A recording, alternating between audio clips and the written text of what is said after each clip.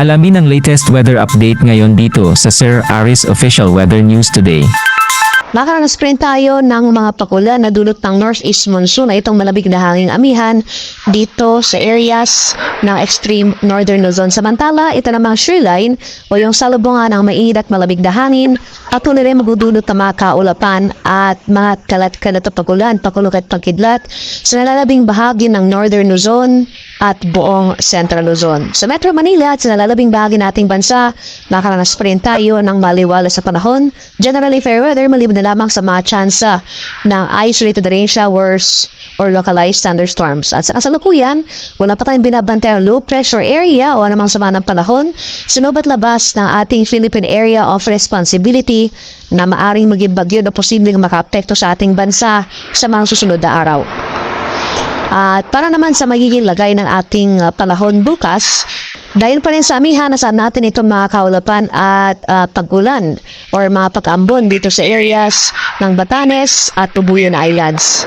At dahil naman sa shoreline, itong area ng mainland Cagayan, patunay rin itong Isabela at Aurora, magpapatuloy rin yung mga kaulapan at mga kalat-kalat na thunderstorms sa mga areas na ito. Kaya magkada tayo sa mga posibleng banta ng pagbaha at pagbuho ng lupa kung tuloy-tuloy yung pag-ulan na ating mararanasan.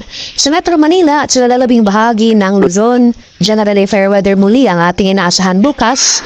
At magdala pa rin tayo ng panangdala sa ulan dahil posible pa rin yung thunderstorms, especially sa hapon hanggang sa gabi. Sa area sa ng Palawan, Visayas at sa Mindanao, dito sa area ng Davao Region, inasahan natin yung posibleng pag-iral ng Intertropical Convergence Zone, ITCZ. Kaya starting tomorrow, inasahan natin itong mataas sa tsansa ng pagulan sa nabanggit na lugar. For Palawan, buong Visayas, and for the rest of Mindanao, maliwanag sa panahon natin inaasahan, bahagyang maulap hanggang sa maulap at papawirin.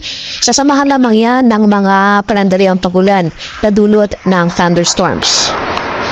At sa kalahay ng natin karagatan sa kasalukuyan, dahil sa patuloy na pag-iral na ating northeast monsoon na yung hanging amihan, may gale warning print tayo nakataas dito sa seaboards ng Batanes, dito sa Cagayan, sa kabilo ng Tubuyan Islands, sa area ng Ilocos Norte, western coast ng Ilocos Sur, dito rin sa area ng Isabela, Aurora, at itong northern and eastern coasts ng Quezon. So sa northern Quezon, sa bayan ng General Nakar, at kabila na dyan itong northern and eastern coasts ng Pulilio Islands. Kaya sa ating mga kababayang mangingisda at may mga maliliit na sasakyan pandagat sa mga areas na ito, huwag po muna tayong pumalaot dahil makakaranas tayo ng maalong karagatan na dala ng hanging amihan. Posible tayong makaranas ng katamtaman hanggang sa maalong karagatan dito sa eastern seaboard ng Visayas.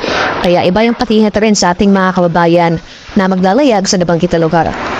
At para naman sa ating 3-day weather outlook sa mga piling syudad ng ating bansa, inasahan natin ang panibawang bugso ng amihan sa mga sunod na araw.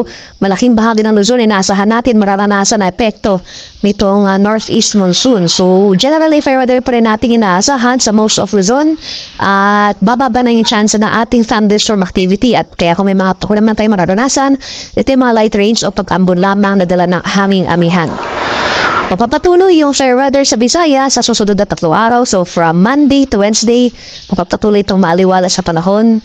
At makahanda pa rin tayo sa mga panandaliang pagulan na dulot ng thunderstorms. Pero pagsapit ng Wednesday dito sa area ng Tacloban, inaasahan natin ang muling pag-iral itong shoreline o yung convergence ng mainit at malamig na hangin kaya mataas sa tsansa ang ating inaasahan sa malaking bahagi ng Eastern Visayas sa araw ng Miyerkules. Sa areas naman ng Mindanao, sa mga syudad yan ng Metro Davao, Cavendoro City at Zamboanga City, unti-unti mababawasan yung epekto ng mga pagulan na dulot ng ITCZ. Pero umiral pa rin itong weather system na ito sa malaking bahagi ng Mindanao.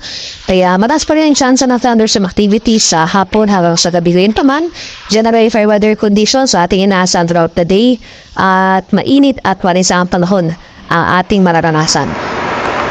Ang haring araw dito sa Kamaynilaan ay lulubog mamayang 5:41 ng hapon at sisikat naman bukas sa ganang 6:23 ng umaga.